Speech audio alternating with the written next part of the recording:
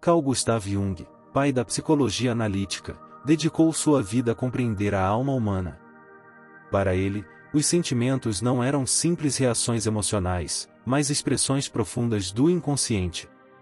Sentir, para Jung, era parte essencial do que nos torna humanos, e ignorar ou reprimir esses sentimentos significava negar partes inteiras da nossa psique.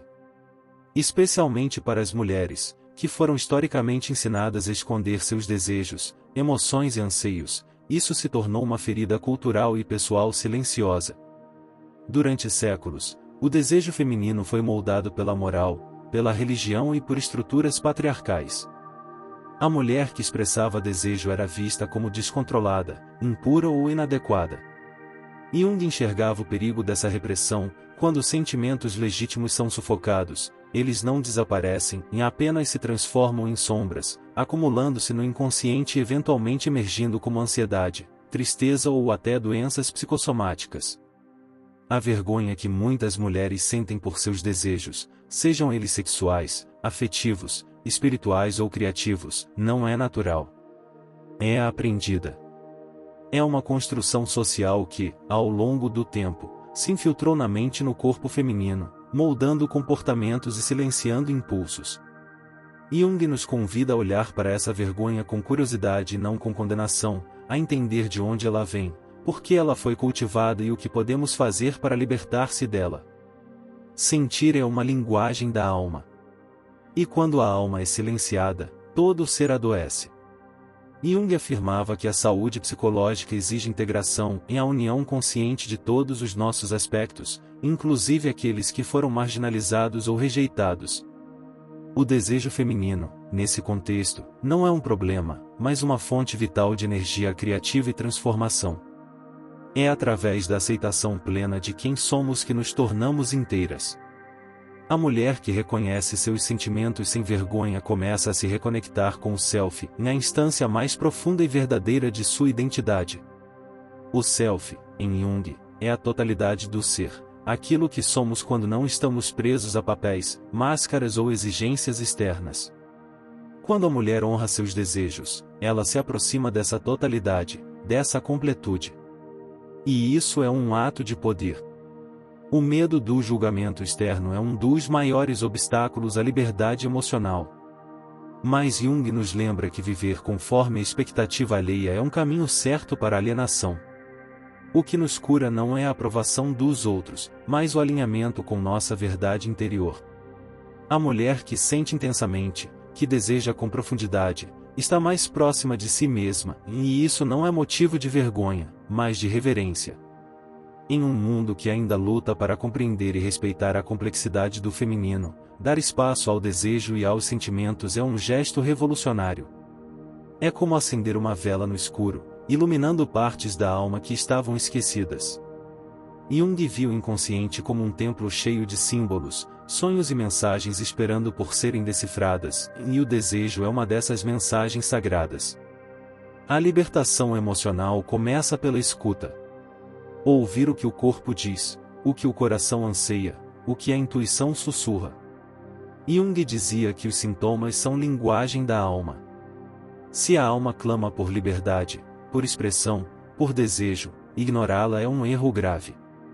A cura começa quando paramos de nos envergonhar do que sentimos e começamos a honrar a verdade que pulsa em nós. Na teoria junguiana, os arquétipos são padrões universais presentes no inconsciente coletivo e imagens primordiais que influenciam nossos comportamentos, sonhos e sentimentos. Um dos arquétipos mais poderosos para o feminino é o da mulher selvagem. Ela representa a mulher em seu estado mais instintivo, livre, conectada com a natureza e com seus desejos profundos.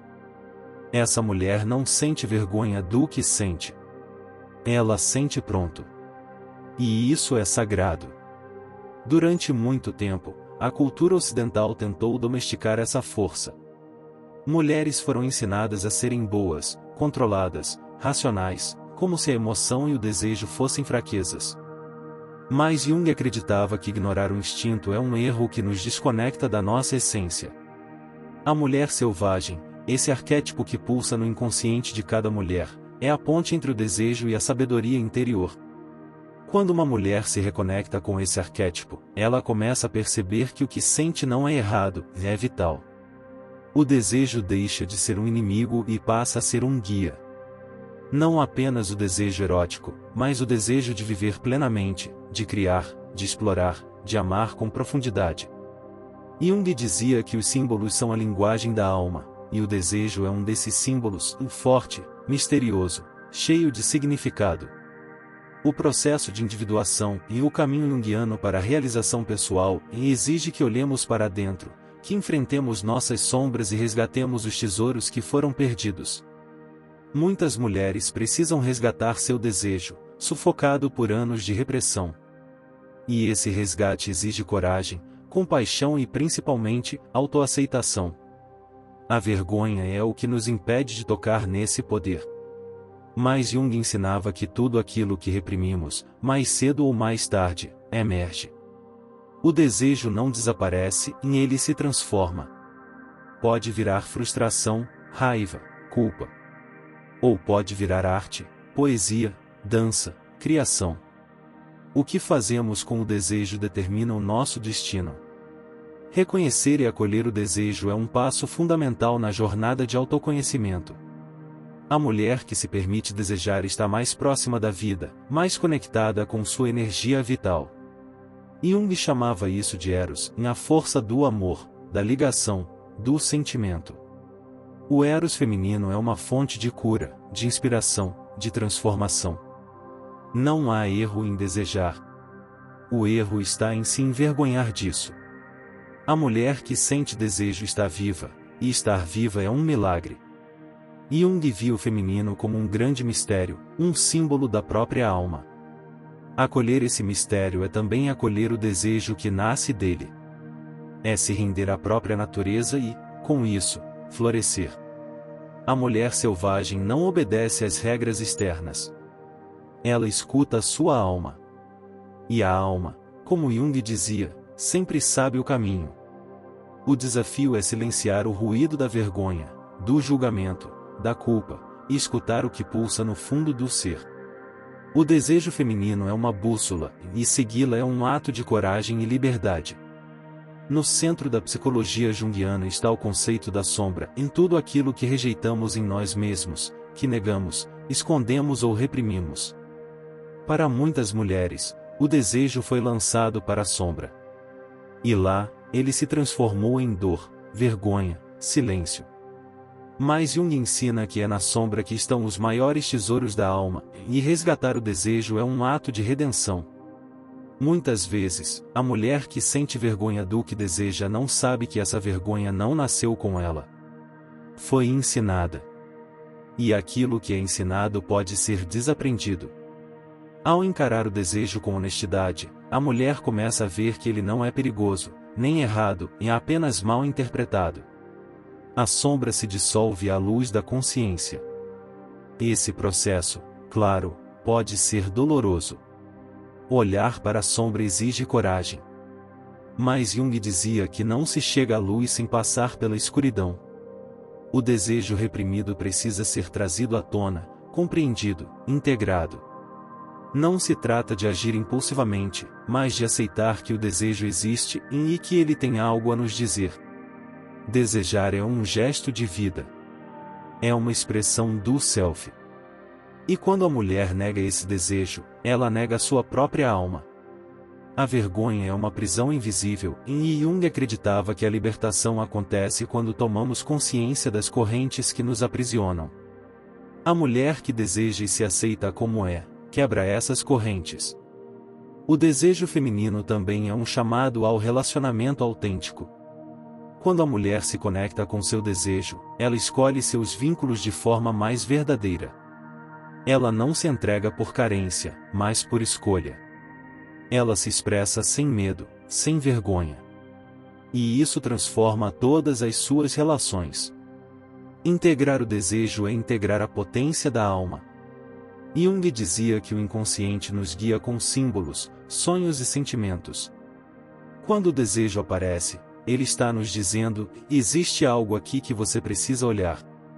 Ignorar é desperdiçar uma chance de crescimento. Aceitar é iniciar uma jornada de autoconhecimento. A vergonha do desejo é uma herança cultural que não serve mais. Jung convida a mulher moderna a quebrar esse ciclo. A se olhar no espelho com compaixão e dizer, eu sinto. E está tudo bem. Essa simples aceitação já é uma revolução. Já é um retorno ao lar interior. E nesse lar, o desejo não é um hóspede indesejado, mas parte da família. É o fogo no centro da alma, a energia que move, aquece, ilumina. Quando a mulher acolhe esse fogo, ela se reconecta com sua essência, e não há cura maior do que essa. Para Jung, espiritualidade e desejo não são opostos, são caminhos que, quando integrados, levam à totalidade. A tradição ocidental muitas vezes separou o corpo e o espírito, como se o desejo fosse inimigo da alma. Mas na visão junguiana, o espírito vive no corpo, e o desejo pode ser uma via de conexão com o sagrado. A mulher que honra seu desejo está, na verdade, se aproximando de sua espiritualidade mais autêntica. O desejo feminino é uma expressão de vida. E toda forma de vida é espiritual. Desejar amar, criar, tocar, viver com intensidade, em tudo isso é parte da experiência de estar viva.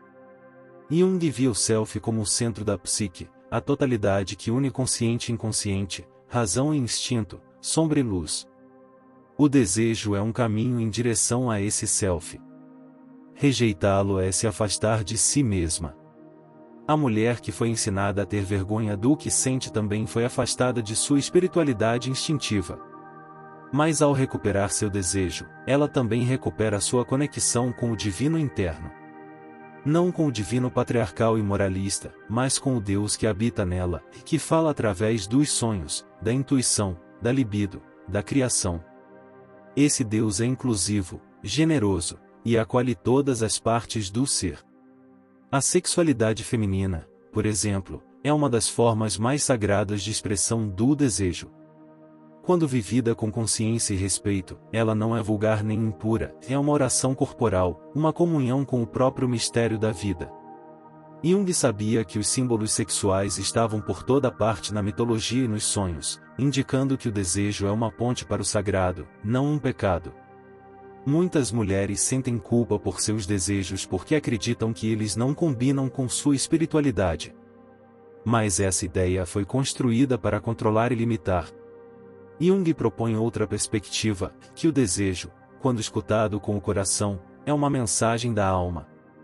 A mulher que deseja profundamente pode, com esse desejo, curar-se também curar o mundo ao seu redor, pois estará mais inteira, mais verdadeira, mais viva. O impulso criativo também nasce do desejo. Desejar escrever, pintar, cantar, dançar, mudar de vida, em tudo isso é desejo. E esse desejo é espiritual, pois nos move em direção ao que somos em essência.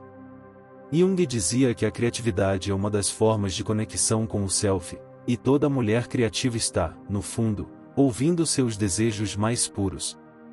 Não existe evolução espiritual sem aceitação do corpo e das emoções. O desejo é uma emoção poderosa, que pode ser transmutada em força, em arte, em sabedoria. A mulher que abraça seu desejo se transforma em ponte entre o mundo visível e o invisível, entre o terreno e o divino. E isso é algo profundamente transformador. Portanto, ao invés de fugir do desejo, Jung nos convida a escutá-lo, compreendê-lo, e integrá-lo à nossa caminhada espiritual. A alma feminina não se realiza na negação, mas na integração. E o desejo, longe de ser um obstáculo, é um dos caminhos mais belos rumo à alma. O processo de individuação, para Jung, é o caminho pelo qual o ser humano se torna quem realmente é. É uma jornada longa e profunda de autoconhecimento, enfrentamento das sombras, escuta dos sonhos, integração dos opostos. E o desejo tem um papel essencial nessa jornada.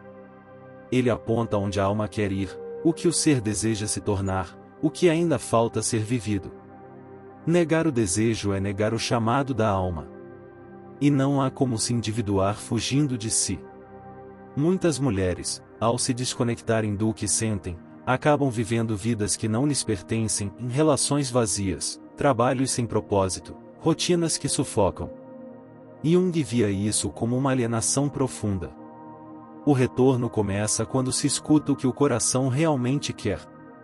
Não se trata de seguir todos os desejos impulsivamente, mas de compreendê-los, acolhê-los e descobrir o que eles significam. O desejo feminino fala de liberdade, de criatividade, de amor autêntico. Ele revela a direção em que o self deseja se manifestar. Ignorá-lo é desperdiçar a bússola que a psique oferece para nos guiar à realização interior. Durante a individuação, é comum enfrentar resistências sociais, familiares, internas. A vergonha do desejo é uma dessas resistências. Jung nos convida a perceber que a vergonha não é inerente ao desejo, mas sim um reflexo da cultura que nos moldou. Quando a mulher percebe isso, ela começa a se libertar. E essa libertação é o início da individuação. Ao longo da jornada, a mulher pode redescobrir partes de si que havia perdido, e sua intuição, sua força, sua sensualidade, sua sensibilidade. Cada desejo resgatado é um pedaço de alma que volta ao corpo. E o corpo agradece. A saúde melhora, a criatividade floresce, a alegria retorna. Jung chamava isso de integração, e é o que nos torna plenos. A individuação também exige paciência. Não é um processo rápido, nem linear. Mas é profundo, real, transformador. A cada desejo acolhido, a mulher dá um passo em direção a si. A vergonha começa a se dissolver, e no lugar dela nasce a dignidade, na certeza de que sentir é um direito sagrado. Quando o desejo deixa de ser um peso e se torna uma ponte, a mulher se reencontra com sua verdadeira natureza. E essa natureza é forte, sensível, complexa, inteira. Jung não queria que nos tornássemos perfeitos, mas completos. E não há completude sem desejo. O desejo feminino, quando compreendido à luz da psicologia profunda, se revela como um guia. Ele aponta onde há vida, onde há verdade, onde há potência. A mulher que aprende a escutá-lo com respeito e coragem se torna protagonista de sua história.